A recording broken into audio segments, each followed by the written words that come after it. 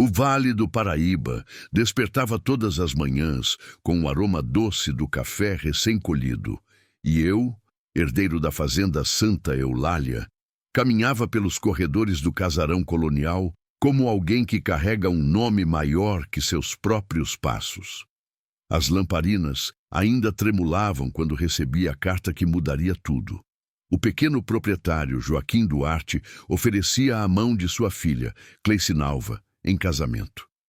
As dívidas o engoliam como enchente de verão, e naquela época alianças eram moedas. Eu deveria aceitar por honra da família, mas enquanto observava o sol subindo sobre os cafezais, uma pergunta se infiltrou em mim como sombra longa.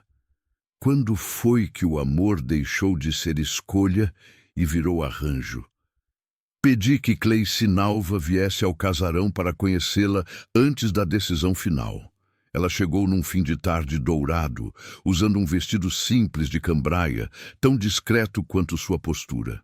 As damas da região a chamavam de invisível nas festas do coreto, mas havia algo na forma como seus olhos percorriam cada detalhe, como se o mundo tivesse profundezas que só ela percebia. Falei pouco, talvez por hábito, talvez por receio de enxergar nela um destino que eu não havia escolhido. Meu pai disse que não temos opção, ela murmurou, com uma serenidade que me desarmou. E ali percebi que, apesar da calma, havia um eco de medo escondido sob suas palavras. Nossos caminhos foram selados naquela mesma noite, em silêncio. Ela aceitou pelo dever à família. Eu, por carregar um sobrenome que exigia decisões frias. No entanto, enquanto ela deixava o salão e sua sombra se alongava no piso de madeira, senti algo que não compreendi na hora. Talvez pena, talvez curiosidade, talvez um chamado. Mas uma verdade me acompanhou pelos corredores escuros do casarão, como um sussurro que só agora ouso admitir. Se eu soubesse quem Cleicinalva realmente era, jamais teria acreditado na forma como tudo terminaria.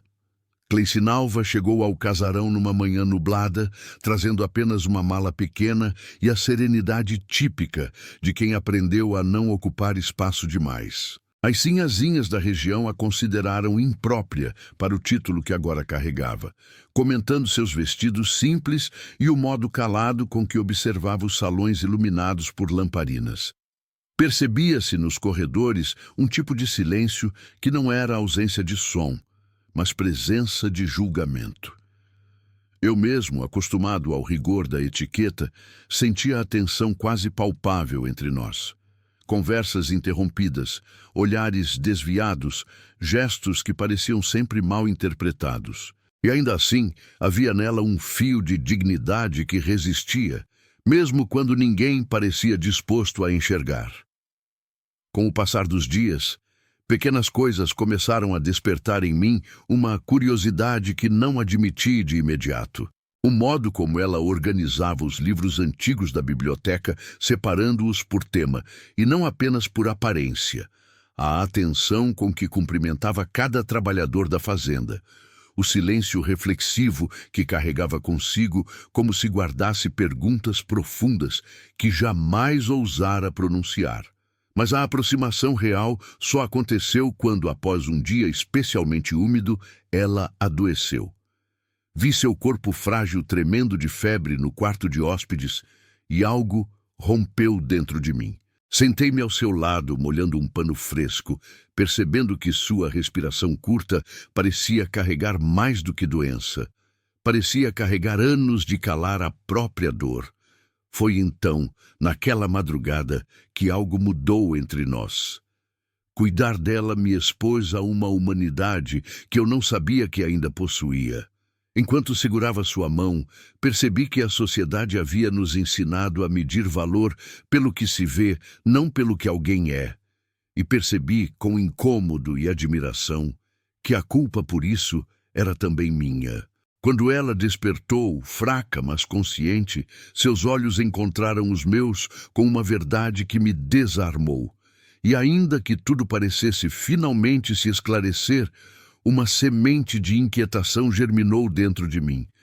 pois nada me preparou para o que Cleicinalva revelou naquela noite. A humilhação veio numa tarde de festa na praça principal, quando as damas da sociedade, em seus vestidos engomados e leques perfumados, insinuaram que Cleicinalva não era digna da posição que ocupava. Disseram que ela não tinha presença, que não sabia se portar, que era uma sombra na própria casa. Eu estava perto o suficiente para ouvir cada palavra, mas longe o bastante para perceber como tudo aquilo a feriu. Vi sua postura vacilar por um instante, mas não sua essência, e foi ali, diante da crueldade elegante da elite local, que senti a responsabilidade de escolher: apoiar o silêncio confortável que sempre me protegeu ou finalmente levantar-me por ela. E por mim mesmo. Atravessando o coreto iluminado pelo sol da tarde, parei ao lado dela e declarei, com calma firme, que Cleicinalva era a mulher mais íntegra que já conhecera. As conversas cessaram, abanadores congelaram no ar e a praça pareceu prender a respiração. Eu sabia o que aquele ato representava: confrontar a estrutura social que moldara toda a minha vida. Mas, naquele instante, percebi que amor não é sobre conveniência, é sobre coragem. Helen me olhou com um misto de surpresa e alívio, e foi ali que vi sua verdadeira força. Não a força de quem grita, mas de quem insiste em ser gentil num mundo que pede dureza. Ela sempre fora maior do que qualquer julgamento. Eu apenas não havia aprendido a vê-la. Os meses seguintes trouxeram uma calmaria nova à fazenda. Caminhávamos pelos cafezais ao amanhecer, planejando juntos o futuro da Santa Eulália, agora administrada com sensibilidade e propósito. A transformação não foi apenas dela, foi minha, acima de tudo. Passei a entender que amor é um aprendizado contínuo, uma escolha que se renova a cada dia. Hoje, enquanto escrevo estas palavras no velho gabinete de madeira, escuto sua risada ecoando no corredor e percebo que foi o destino e não o arranjo que nos uniu. Histórias como a nossa nascem nos lugares mais improváveis, mas só florescem nos corações que se permitem sentir. Se você gostou do vídeo, curta, comente e compartilhe com alguém que precisa dessa mensagem. Inscreva-se no canal e ative o sininho para não perder nenhuma nova história.